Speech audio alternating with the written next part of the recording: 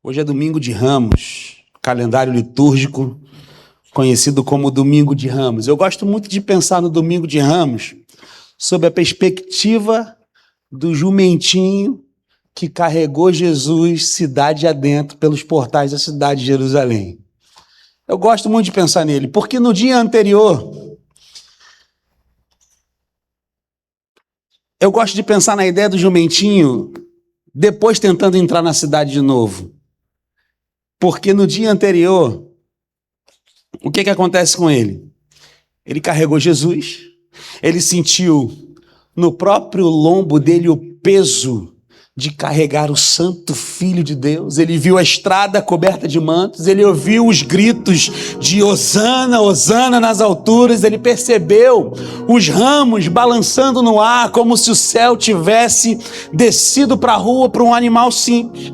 Acostumado ao anonimato como é qualquer jumentinho, aquilo parecia o dia mais importante da vida daquele jumento. Pela primeira vez, gente demais estava olhando na direção dele. Pela primeira vez, a cidade inteira parecia se importar com a presença dele e se abrir diante dele. Então, no outro dia, ele voltou, sem Jesus. E aí, para sua surpresa, ele esperando ali a mesma festa. Talvez ele pensasse que, mais uma vez, tapete vermelho seria estendido para ele poder entrar a cidade adentro. De repente ele pensou que os ramos tornariam a tocar o chão como foi no dia anterior. Talvez ele aguardasse de novo os gritos eufóricos de celebração que teve no dia anterior, mas nada aconteceu. Ninguém parou, ninguém aplaudiu, ninguém se comoveu com a entrada do burro naquele dia, do jumento. Porque a glória daquele caminho, da entrada triunfal em Jerusalém, nunca foi dele. O centro daquela entrada nunca foi o jumentinho. A cidade ela não estava em festa por causa de quem carregava. A cidade estava em comoção por causa de quem estava sendo carregado em cima dele. Talvez aí esteja uma das dores mais profundas de Mateus capítulo 21, porque havia barulho, havia comoção, havia movimento, mas nem todo mundo entendeu quem realmente estava entrando na cidade. Tem dias que a cidade faz barulho demais para perceber o que Deus está fazendo. Mateus 21 é um desses dias. Jerusalém está em movimento, há gente nas ruas, há expectativa no ar, há uma tensão espiritual e política se misturando em cada esquina ali. O povo está olhando, comentando, correndo, perguntando. Um nome atravessava a cidade toda como fogo em palha. Esse nome é Jesus Cristo de Nazaré. Esse nome corre por todo lado. Quem assistiu The Chosen viu como esse episódio é emocionante. A cidade toda ficou um falatório porque Jesus estava entrando na cidade, naquela entrada triunfante em Jerusalém. O povo está olhando, ele está comentando, ele está correndo, ele está perguntando, sabe, uma cena. À primeira vista você olha para aquela cena, parece uma cena de coroação. Ele é o rei que vai ser coroado. Esse povo está celebrando tanto a entrada desse homem que ele vai ser coroado rei aqui a qualquer momento. Tapete vermelho no chão, mantos no chão, ramos nas mãos, gritos no caminho, uma multidão tomada de emoção. Tudo parece dizer a mesma coisa: o rei chegou. O rei está entrando na cidade. Vamos coroar o nosso rei. O rei chegou, mas o problema é que a multidão enxergou a chegada sem entender a missão que Jesus Cristo carregava naquela entrada. Eles viram um rei, mas viram do jeito que eles queriam ver. Essa é que está a questão. Eles sonharam com um rei que seria um libertador político. Eles esperaram alguém que mexesse nas estruturas de poder. Eles desejaram um Cristo que resolvesse a pressão de Roma, a humilhação nacional, o peso do presente. Parece que até hoje a gente fica esperando esse rei. A gente deposita a nossa fé num político, num Messias que não é o Messias que pode tirar todo o pecado do mundo. A gente coloca nossas expectativas no lugar errado. A gente entende o rei errado. A cidade, ela se agitou porque ela acreditava que algo grande estava acontecendo, e estava de fato, só que não era aquilo que eles estavam pensando, porque Jesus, ele não entrou em Jerusalém para ocupar o trono que o povo tinha imaginado para ele. Jesus entrou em Jerusalém para morrer. Era o caminho da morte para Jesus. Ele entrou ali para morrer. É isso que o Domingo de Ramos, é isso que faz o Domingo de Ramos ser tão bonito e tão trágico ao mesmo tempo. Bonito porque o rei realmente está entrando. Isso é bonito. Tapete vermelho, ramos, hosana, hosana nas alturas. E trágico, porque nem todos que gritam sabem quem ele é de verdade. Nem todos que estenderam os ramos renderam seu coração. Nem todos que disseram hosana, hosana ao filho de Davi, estão prontos para receber o tipo de salvação que ele veio trazer. O rei chegou, mas ele chegou de um jeito que frustra nossas expectativas carnais. Ele chegou de um jeito que desmonta as nossas expectativas humanas. Ele chegou de um jeito que não alimenta o orgulho do povo, mas confronta o pecado do povo. Ele não veio para tomar o poder pelas armas. Ele não veio para se encaixar no sonho popular do que um rei seria. Ele não veio para satisfazer as projeções religiosas da multidão. Ele veio para se entregar, porque ainda hoje é possível estar no meio da multidão e não entender Jesus. Ainda hoje é possível cantar para ele e mesmo assim querer um Cristo moldado aos nossos desejos. Ainda hoje é possível celebrar a sua presença e no fundo esperar que ele sirva aos nossos planos pessoais. Mas Jesus, ele não veio para reinar do jeito que o nosso coração carnal gostaria. Jesus veio para se entregar. Jesus é o rei que entrou para morrer. E esse é o tema da nossa mensagem de hoje. O rei que entrou para morrer. Mateus capítulo 21, do 1 ao 11. Mateus 21, do 1 ao 11, diz assim: quando se aproximaram de Jerusalém, chegaram a Betfagé, ao Monte das Oliveiras, Jesus enviou 2 discípulos dizendo: vão ao povoado que está diante de vocês, logo encontrarão uma jumenta amarrada com um jumentinho de lado, desamarrem-nos e tragam-nos para mim. Se alguém perguntar algo, diga-lhe que o Senhor precisa deles e logo os enviará de volta. Isso aconteceu para que se cumprisse o que fora dito pelo profeta, no caso aqui o profeta Zacarias. Digam à cidade de Sião, é o que disse Zacarias: eis que o seu rei vem a você, humilde e montado num jumento, num jumentinho, cria de jumenta. Os discípulos fizeram o que Jesus tinha ordenado, trouxeram a jumentinho, o jumento, colocaram sobre ele os seus mantos e sobre este Jesus montou. Uma grande multidão estendeu seus mantos pelo caminho. Outros cortavam ramos de árvores e os espalhavam pelo caminho. A multidão que ia diante dele e os que o seguiam gritavam: hosana ao filho de Davi, bendito é o que vem em nome do Senhor, hosana nas alturas. Quando Jesus entrou em Jerusalém, toda a cidade ficou agitada e perguntava: quem é este? A multidão respondia: este é Jesus, o profeta de Nazaré da Galileia. Feche seus olhos e vamos orar. Obrigado, Deus, pela tua palavra. Obrigado por esse texto tão precioso, tão conhecido, Deus, mas que fala profundamente aos nossos corações. Fala conosco essa noite, Deus. Espírito Santo de Deus, faça conforme a tua vontade nesse lugar. Que a sua palavra, Deus, seja aplicada pelo Espírito Santo em cada coração aqui nesse lugar. E que todos nós aqui saiamos transformados pelo poder da tua palavra, ó Deus, em nome de Jesus. Amém. Em primeiro lugar, esse texto nos ensina que Jesus é o rei que não veio para reinar, ele veio para confrontar expectativas.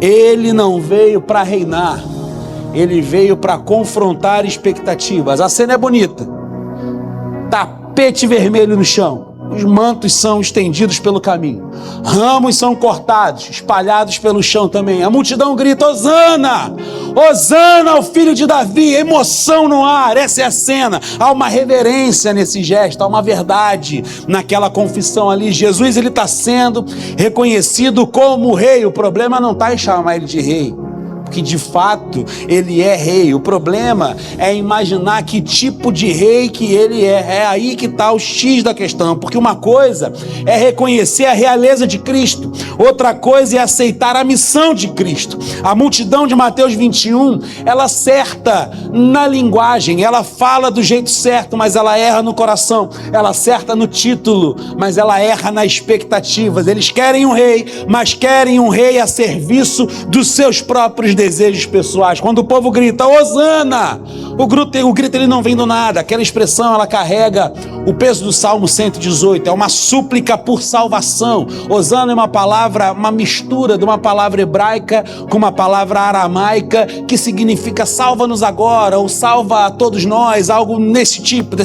É um clamor para que Deus intervenha e salve o povo, é um pedido para que o Senhor entre em ação. Só que naquele contexto ali, esse clamor ele vinha misturado com febre política. Tinha uma tensão nacional, um desejo muito grande de libertação por Roma. Então, quando o povo pede Hosana, quando o povo pede salvação, eles não estão pedindo salvação para suas almas, eles estão pedindo salvação da opressão romana sobre a vida deles. O povo estava cansado de opressão, cansado de humilhação, cansado de ser dominado.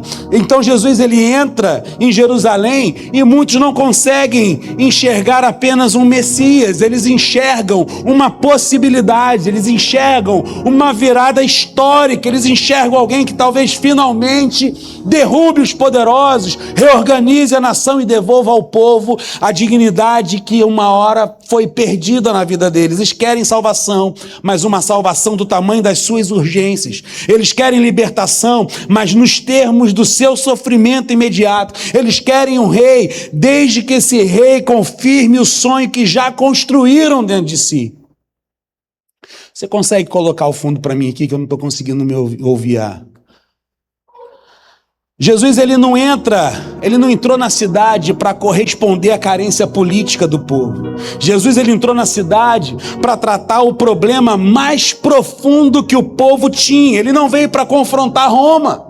Jesus entrou em Jerusalém para confrontar o pecado. Ele não veio só para mexer na estrutura de fora, ele veio para atingir a escravidão que estava dentro de cada um, porque Roma era um jugo real. Só que o cativeiro mais profundo não era Roma. O maior inimigo de Jerusalém não era o imperador César, era o pecado que morava no coração de Jerusalém. E esse continua sendo o maior engano do coração humano, achar que o problema principal sempre está do lado de fora e não dentro da gente. A gente olha para as pressões da vida, a gente olha para os inimigos visíveis, a gente olha para as dores do presente e começa a sonhar com Jesus que arrume esse cenário sem tocar no nosso coração, sem mexer com as estruturas dentro da gente. Um Jesus que resolve a crise sem quebrantar a alma, um Jesus que alivia a dor sem confrontar o pecado, um Jesus que sirva ao nosso projeto de vida sem demolir o nosso orgulho. Foi isso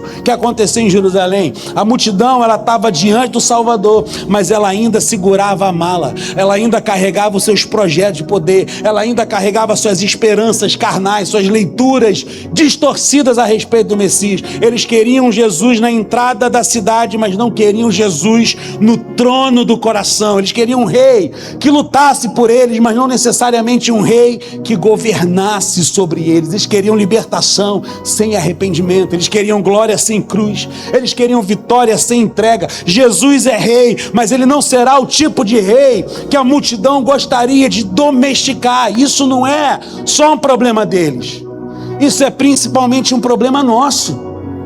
É problema nosso também, porque ainda hoje tem gente na igreja que canta com emoção, que ora com fervor, que lidera a célula, que se comove na presença de Deus, mas no fundo continua querendo um Jesus útil, um Jesus que cure, um Jesus que abra portas, um Jesus que resolva, um Jesus que organize, que alivie, que proteja, que prospere, que responda rápido, mas não necessariamente um Jesus que confronte, corrija, pode, instale, quebre, transforme. A gente não quer esse Jesus. A gente quer o Jesus das coisas extraordinárias. Eu estava conversando com o Rabi, ele é de Angola. E a gente tem plantado algumas igrejas na África, inclusive Angola está sendo plantada agora, já tem no Malawi, tem em Moçambique, a gente está pensando em chegar no Congo também. A gente estava conversando com o Rabi, e o Rabi estava comentando assim comigo: pastor, eu vivi 11 anos lá. Com 11 anos ele veio para o Brasil. Eu vivi 11 anos lá. E eu era filho de pastor, fui adotado por um pastor. E lá, o povo está acostumado a ver coisas extraordinárias o tempo todo por parte da feitiçaria. O que mais tem lá é feiticeiro, fazendo um monte de coisa acontecer extraordinária. Vai chegar uma igreja lá que não oferece essas mesmas coisas extraordinárias, ninguém vai querer saber dessa igreja. Querem o Jesus que faz coisas extraordinárias, mas não querem o Jesus que fala de salvação. Não quer o Jesus que fala: você tem que se arrepender dos seus pecados. Não querem o Jesus que fala assim: você tem que tratar o seu caráter. Esse Jesus não serve para ninguém. A gente quer o Jesus que faz milagre. É ou não é? Às vezes é. Ainda hoje, quem entenda Ramos, domingo de Ramos, não Ramos, não, bairro Ramos. Há quem entenda Ramos, mas não renda o seu coração. Há quem diga hosana, mas deseja continuar no controle. Há quem diga, há quem queira o rei, desde que o rei satisfaça as minhas vontades. Mateus 21 nos chama para uma pergunta séria logo no início, logo no primeiro versículo ali, no primeiro passo do caminho. Que Jesus nós queremos? Nós queremos o Jesus das nossas expectativas ou o Jesus das Escrituras? Nós queremos o Jesus que serve ao nosso plano ou o Jesus de quem o nosso plano cai completamente por terra, porque ele não entrou em Jerusalém para ser moldado pela multidão, ele entrou em Jerusalém para confrontar a multidão. Ele não veio para reinar, ele veio para confrontar expectativas. E quando Cristo entra de verdade, a primeira coisa que ele confronta não é Roma, é o coração. Segundo lugar que esse texto nos ensina é que Jesus, ele não é um rei que veio para reinar, ele veio para cumprir o caminho. Ele não veio para reinar, ele veio para cumprir o caminho, ele veio para fazer o que tinha que ser feito, ele veio para cumprir as Escrituras. Senhor, passa de mim esse cálice, todavia seja feita a tua vontade, Senhor. Eu vim fazer o que é para ser feito e não para fazer aquilo que eu gostaria de fazer. Se no primeiro momento a multidão revela as suas expectativas, agora o texto revela a intenção de Jesus. Nada aqui é acidental, nada aqui é improvisado. Jesus está sendo carregado pelos acontecimentos como alguém, ele não está sendo carregado pelos acontecimentos como alguém que perdeu o controle da própria história. Pelo contrário, Mateus 21 é o seguinte: é ele quem conduz a cena, é ele quem manda os discípulos ir lá, é ele quem diz onde encontrar o jumentinho, é ele quem sabe o que deveria ser respondido quando alguém perguntasse sobre alguma coisa. É ele que organiza a entrada, mesmo sabendo que aquela entrada o levaria à morte. Ainda assim ele vai. Sabe por quê? Porque ele veio para nos resgatar, e ele próprio é o resgate. Jesus é o resgate e o resgatador. Ele não paga um preço pela sua vida, não. Ele é o próprio preço pela sua vida. Ele conduziu tudo aquilo. Ele falou: eu sei que vou ser morto, mas eu estou indo. Ele não foi pego de surpresa. Antes que a multidão grite qualquer coisa, antes que ramos sejam colocados no chão, antes que a cidade se agite, já existe uma certeza silenciosa governando tudo. Jesus sabe exatamente aquilo que ele estava fazendo.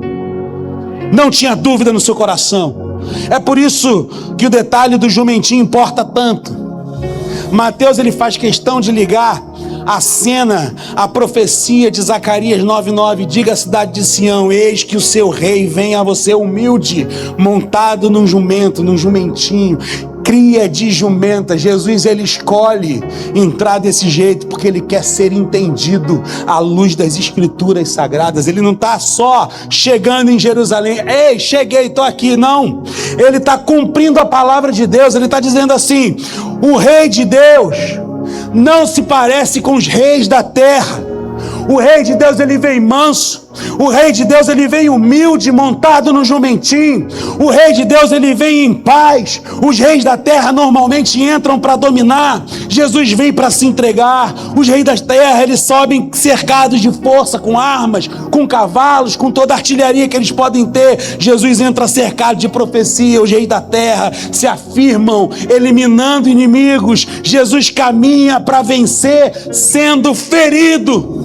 É por isso que esse ponto aqui ele é tão importante. Que Jesus, ele não apenas confronta aquilo que a multidão queria, ele também mostra o caminho que ele decidiu trilhar. E esse caminho não passa pelo palácio, esse caminho passa pela cruz. Jesus, ele não foi arrastado para a cruz, não foi levado à força, ele a si mesmo se entregou. Jesus caminhou até ela. Ele não foi vítima de um acidente histórico, ele não foi pego de surpresa pela maldade humana. Ele não entrou em Jerusalém esperando outra coisa e acabou sendo frustrado pelo rumo dos acontecimentos. Não, desde o começo ele sabe, desde o começo ele avança, desde o começo ele a si mesmo se oferece. A entrada triunfal ela já está carregada da sombra do Calvário. O jumentinho ele já aponta para a cruz. Os ramos no chão já estão no caminho do madeiro. A cidade recebe Jesus sem perceber que o Cordeiro de Deus já estava ali, entrando para ser sacrificado. Eis o Cordeiro de Deus que tira o pecado do mundo. Aleluia, aleluia. Filipenses 2 ele ajuda a lançar mais luz ainda sobre isso. Paulo diz que Jesus, o que ele diz lá?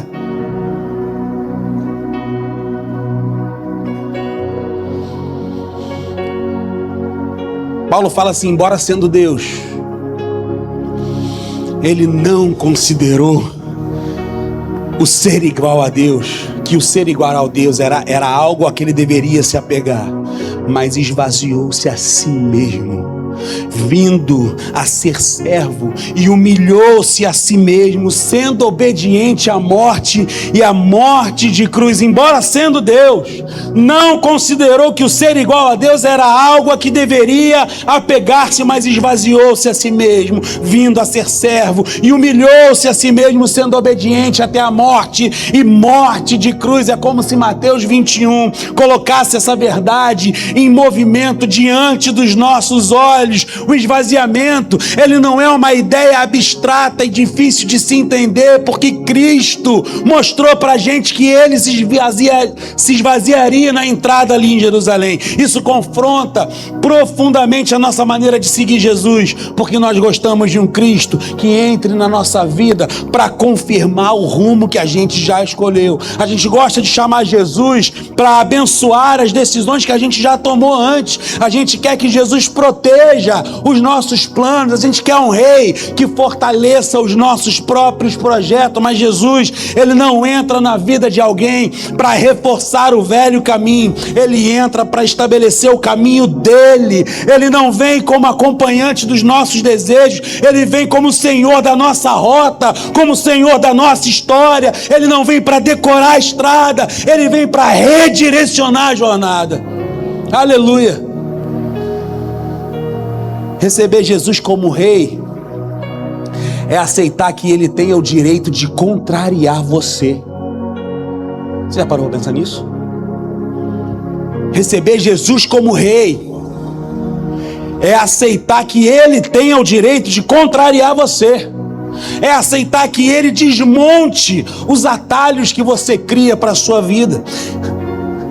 É deixar que Jesus tire os gatos de energia que você criou na sua própria alma. É aceitar que ele confronte aquele seu relacionamento amoroso que está meio torto, não está muito legal, e ele vai te confrontar com isso. Aceitar Jesus como rei é aceitar que ele corte aquilo que parece precioso para nós, mas está adoecendo a nossa alma. É aceitar que a obediência muitas vezes não terá aparência de triunfo imediato, porque o caminho de Cristo passa pela humildade, passa pela rendição e passa pela cruz. Não existe discipulado sem isso, não existe senhorio de Cristo sem isso, não existe evangelho sem isso. Talvez alguém tenha entrado aqui hoje querendo Jesus que apenas alivie a pressão dessa semana e recarregue as suas baterias para encarar mais uma semana até o próximo domingo. Talvez a sua expectativa fosse que ele resolvesse um problema urgente que você está vivendo, que ele abra alguma porta específica, que ele responda uma oração pontual que você está precisando, e ele pode fazer isso tudo, porque ele tem poder para fazer todas essas coisas. Mas se você o receber de verdade, você vai descobrir que ele sempre quer ir mais fundo do que essa superfície. Ele não quer só reorganizar a sua agenda, ele quer o seu coração, ele quer governar a sua vida. Ele não quer só acalmar a sua crise, ele quer transformar a sua vida. Ele não quer só visitar a sua história, ele quer assumir o controle da sua história. Mateus 21 nos lembra que o rei entrou humilde porque ele estava decidido, ele entrou manso porque estava numa missão, ele entrou simples porque ele estava cumprindo a palavra de que ele entraria num jumentinho. Ele não veio para reinar, ele veio para cumprir o caminho, ele veio para fazer aquilo que tinha que ser feito, ele veio para cumprir as escrituras sagradas, e esse caminho passa pela cruz. Não tem outro jeito. Em terceiro lugar, esse texto ensina pra gente que Jesus não é um rei que veio para reinar, ele veio para revelar corações. Ele não veio para reinar, ele veio para revelar corações. Agora chega no ponto mais profundo do texto, que revelar corações não é fácil.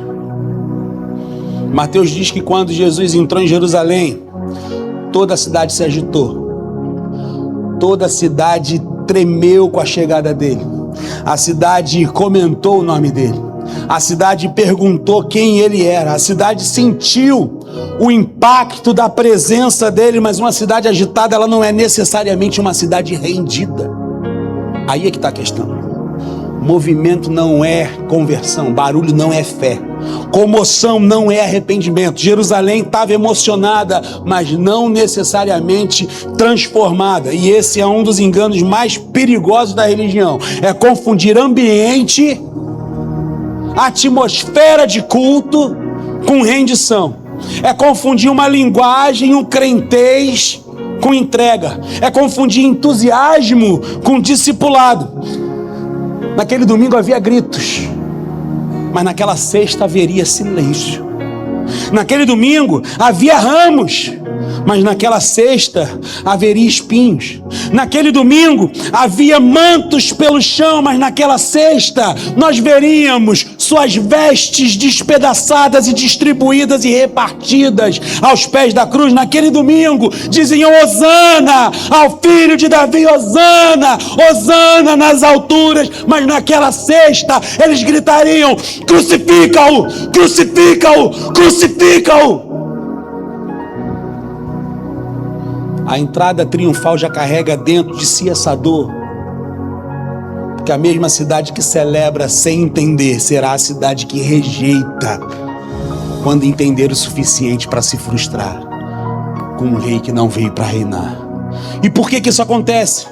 Porque enquanto Jesus parece corresponder ao que o coração carnal espera, é fácil aplaudi-lo. Enquanto ele parece forte do jeito que nós imaginamos, é fácil segui-lo. Enquanto ele parece caminhar na direção dos nossos interesses, é fácil estender ramos pelos caminhos. Mas quando Jesus não faz aquilo que eu queria, quando Jesus não cabe no meu projeto, quando Jesus não alimenta a ilusão que eu criei, então o coração começa a mostrar o que de fato ama. A cruz tem esse poder. A cruz, ela arranca as máscaras. A cruz, ela desfaz as encenações. A cruz expõe se eu queria o Cristo verdadeiro ou só uma versão útil de Cristo para a minha vida. A cruz faz isso. Ela tem esse poder. O domingo da multidão é bonito. A sexta da cruz é reveladora. O domingo mostra emoção, a sexta mostra convicção. O domingo mostra empolgação, a sexta mostra quem realmente fica. Domingo mostra quem grita, sexta mostra quem permanece. Porque há uma diferença profunda entre admirar Jesus e seguir Jesus. Porque admirar Jesus é fácil quando a rua está cheia. Seguir Jesus é outra coisa quando o caminho se estreita. Admirar Jesus é fácil quando os ramos estão nas mãos balançando. Seguir Jesus é outra coisa quando a cruz aparece diante dos olhos. Admirar Jesus é fácil quando o reino parece triunfo. Seguir Jesus é outra coisa quando o reino se parece com morte. E talvez seja por isso que tanta gente começa bem, começa empolgada, mas não permanece. Começa emocionada, começa impressionada, começa cheia de palavras bonitas, começa cheia de promessas, cheia de fervor, mas aí Jesus, ele acaba não fazendo aquilo que a pessoa imaginou que ele faria. A oração deixa de ser respondida no tempo que ela esperava que devia ser respondido. A dor não vai tão embora tão rápido assim como ela esperava. A vontade própria, ela acaba sendo contrariada. O ego é tocado, o pecado é confrontado, o caminho fica mais estreito do que parecia. Então aquilo que parecia fé revela ser apenas uma conveniência religiosa. Não confunda fé com conveniência religiosa. Enquanto Jesus me serve, eu quero, mas quando Jesus me chama para morrer, eu recuo. Enquanto Jesus multiplica pães, eu sigo, mas quando Jesus fala de cruz, eu me afasto. Então enquanto Jesus está cercado de honra, eu celebro, mas quando Jesus caminha coberto de sangue, eu já não sei mais se eu quero ir com ele. Isso já tinha acontecido lá atrás, João capítulo 6. Jesus já tinha multiplicado pães e peixes. Jesus já tinha curado um montão de gente. E aí, Jesus tem um monte de gente seguindo ele por causa disso. Centenas e centenas de pessoas, se não milhares de pessoas já seguindo Jesus. Aí Jesus dá uma palavra dura: olha só, eu vou ter que morrer. Vai ser morte de cruz. Eu vou ter que sofrer. Vai ser derramado sangue, e vocês que estão me seguindo, vocês vão ter que comer da minha carne, vocês vão ter que beber do meu sangue, vocês vão ter que passar pelo que eu passei. Aquele que quiser vir após mim, negue-se a si mesmo, toma a sua cruz e siga-me. Dura essa palavra, quem pode suportá-la? Foi todo mundo embora, só ficou os 12. Você acha que Jesus se amoldou à multidão para não perdê-la? Você acha que Jesus mudou o seu discurso? Você acha que Jesus deixou de fazer aquilo que deveria ser feito? Não!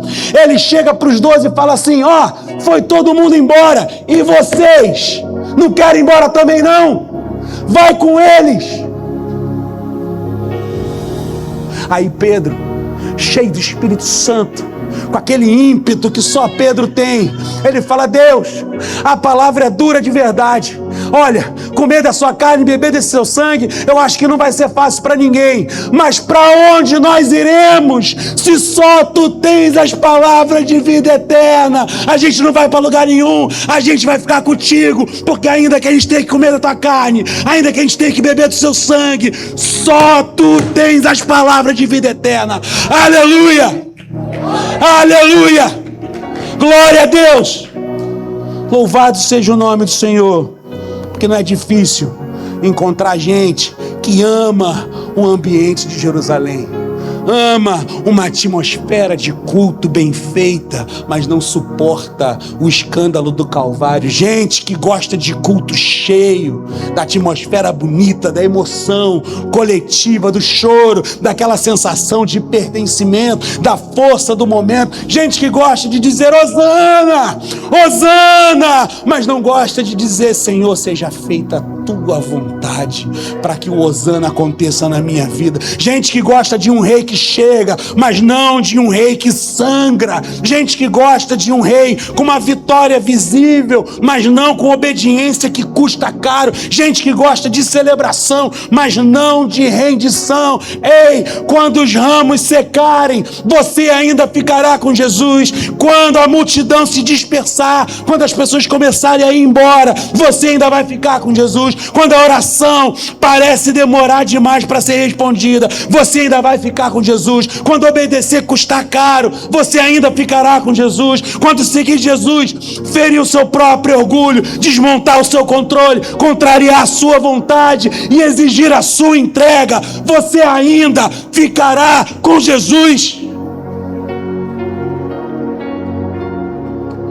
Porque a cruz separa.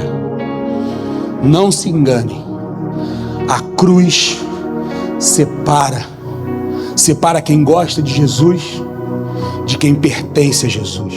A cruz separa quem o admira de quem o segue de verdade. A cruz separa o aplauso da aliança firmada com Cristo. A cruz separa o entusiasmo da entrega. A cruz separa a multidão do discípulo. Isso dói. Isso dói porque todos nós temos um pouquinho daquela multidão que gritava Hosana, espalhavam e balançavam os ramos cantando Hosana e colocaram mantos no chão para Jesus passar, mas depois, logo em seguida, gritou crucificam. Todos nós temos um pouquinho daquela multidão. Todos nós, em alguma medida. Em alguma medida nós queremos um Cristo que corresponda às nossas expectativas pessoais. Todos nós, em alguma medida, temos dificuldade de amar um rei que não negocia a sua missão para manter a aprovação, mas a glória do Evangelho está justamente aqui. Jesus não mudou de caminho para segurar a multidão. Ele não suavizou a sua missão para manter o aplauso do povo e o ramo balançando, gritando Hosana. Jesus não negociou a cruz por popularidade. Quando os homens mudaram, ele permaneceu. Quando os gritos mudaram, ele permaneceu. Quando os ramos caíram, ele permaneceu. Quando os discípulos fugiram, ele permaneceu. Quando Pedro negou, ele permaneceu. Quando a cidade endureceu, ele permaneceu. Permaneceu no amor, permaneceu na obediência, permaneceu no caminho, permaneceu até o fim por mim e por cada um de vocês. Aleluia. Glória a Deus. Ele não veio para reinar do jeito que a multidão queria. Essa nunca foi a proposta de Jesus. Ele veio para revelar corações.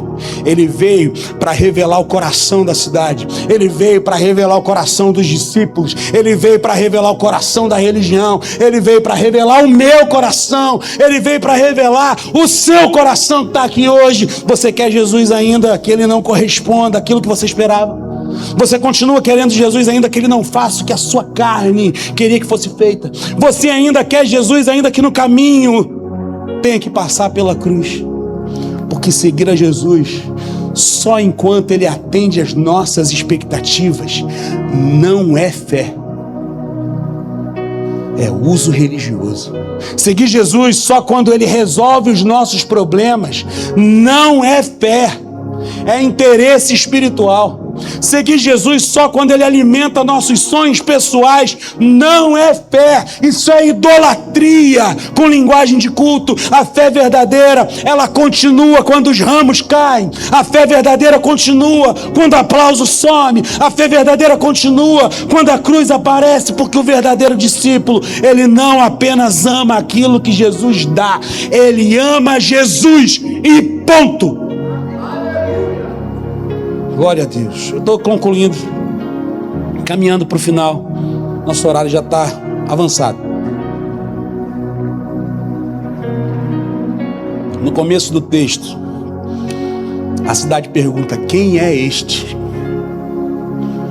Quem é este? Mateus 21, de 1 a 11. Logo no início. Quem é este? E essa não é uma pergunta só daquela multidão em Jerusalém. Essa é a pergunta do nosso culto aqui hoje. Quem é este? Essa é a pergunta que vai atravessar a Semana Santa até o domingo da ressurreição. Essa é a pergunta que mais cedo ou mais tarde alcança todo o coração. Quem é esse que entra montado no jumentinho? Quem é esse que recebe ramos no caminho? Quem é esse que ouve hosanas da multidão? Quem é esse que agita a cidade inteira sem levantar uma espada, sem mover um exército, sem nenhum carro, sem nenhum cavalo? Quem é este? Mateus responde: este é Jesus, o profeta de Nazaré da Galileia. Mas o restante da semana vai mostrar que ele é mais do que um profeta. Ele Ele é rei, só que ele não é o rei que a multidão queria, ele não é o rei das projeções humanas, ele não é o rei moldado pela ansiedade do povo, ele não é o rei fabricado pelo coração carnal, ele é o rei que entrou para morrer. Esse é o escândalo santo do domingo de Ramos. O rei entra, mas ele não entra para tomar o palácio. O rei entra, mas ele não entra para negociar com Roma. O rei entra, mas ele não entra para corresponder ao imaginário popular. O rei entra para cumprir o caminho. O rei entra para se entregar. O rei entra para ir até o fim. Enquanto a cidade pensa em coroação, ele entra sabendo da crucificação. Enquanto a multidão pensa em glória visível, ele caminha para a vergonha da cruz. Enquanto o povo sonha com uma libertação política, ele avança para realizar a redenção eterna. Então, tudo isso se torna mais sério, porque o texto, ele já nos deixa mais a gente só observar aquela multidão em Jerusalém. O texto começa a nos expor. Já não dá mais para falar só deles, porque agora a pergunta é sobre nós. Que Jesus nós queremos? A gente quer o Jesus das palmas? Ou a gente quer o Jesus da cruz? A gente quer o Jesus que confirma os nossos planos? Ou a gente quer o Jesus que quebra os nossos planos? A gente quer o Jesus que nos serve? Ou o Jesus a quem nós nos rendemos? A gente quer o Jesus que realiza expectativas? Ou o Jesus que exige entrega? Porque é possível gritar hosana e ainda assim não amar o senhorio de Cristo. É possível estar no culto, cantar, chorar, se emocionar e ainda assim continuar querendo um Jesus funcional, um Jesus útil, um Jesus domesticado, um Jesus que cure, resolva, que abra, faça, entregue, alivie, mas que não confronte, que não governe, que não mexa nas estruturas, que não toque nas áreas que eu ainda quero continuar controlando e mandando do jeito que eu quero. Só que Jesus, ele não entrou em Jerusalém para ser útil.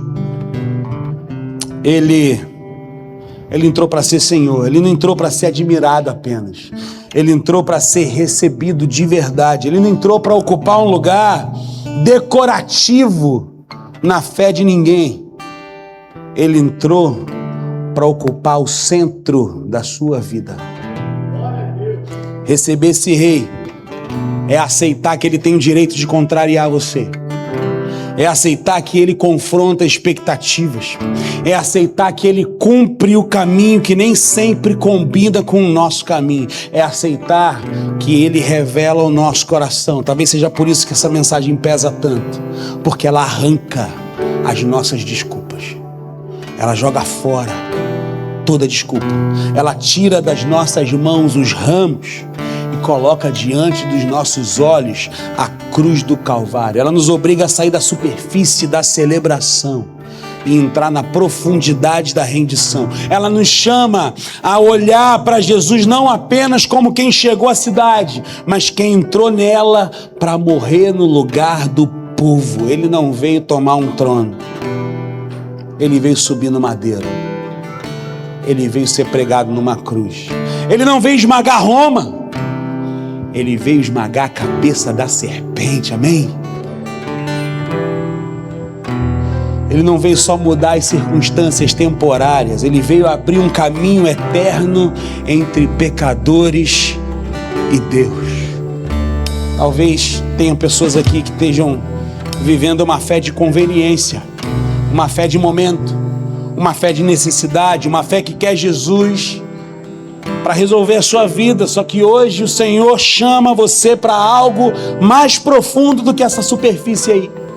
Ele te chama para o arrependimento, ele te chama para a rendição, ele chama você para você parar de usar o nome dele e começar a se entregar a ele. O rei entrou, o rei veio, o rei se ofereceu, o rei foi para a cruz, e a cruz ela não é só uma prova do amor de Deus, a cruz é também a porta pelo qual você entra numa nova vida. Hoje é noite de deixar cair os ramos da aparência e dobrar o coração diante do rei verdadeiro. Se você ainda não entregou sua vida para Jesus, entregue hoje. Mas não entregue só sua emoção, não. Entrega o seu coração. Não entrega só o seu problema, a sua dificuldade, o seu pedido de oração, não. Entrega o governo da sua vida nas mãos dele, sabe? Não entrega só o que dói, não. Entrega quem você é. Ele é o rei que entrou para morrer. Morrer por pecadores, morrer para salvar, morreu para perdoar, morreu para reconciliar você com Deus, porque você foi criado com um propósito. Deus não criou você à toa. Você não é um acidente.